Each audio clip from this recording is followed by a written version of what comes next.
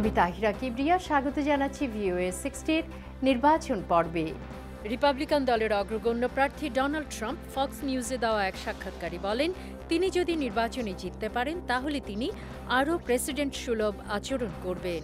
Trump তার প্রচার অভিযানে কখনো কখনো আপত্তিকর ভাষা ব্যবহার করেছেন, তবে তার বক্তব্যের প্রচুর সমালোচনা করা হয়। সমালোচকেরা বলছেন তিনি বেশ বাড়াবাড়ি করেছেন।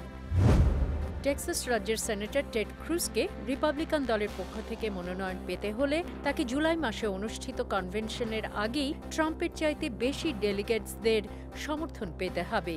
ওই দুই প্রার্থীর নির্বাচনী প্রচার অভিযানের ওপরে এখন নির্ভর করছে তারা তাদের প্রার্থীদের জন্য কত বেশি ডেলিগেটদের সমর্থন অর্জন করতে পারবে।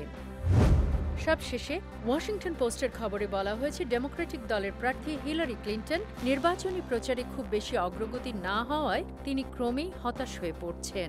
তার প্রচার অভিযান বার্নি স্যান্ডার্সের বিরুদ্ধে অভিযোগ করেছে যে হিলারি ক্লিন্টনের বিরুদ্ধে তারা বিভ্রান্তিকর সব আক্রমণ চালাচ্ছে। আজ এ পর্যন্তই। আগামী সপ্তাহে VOA 60 নির্বাচন পর্বে আবার দেখা হবে।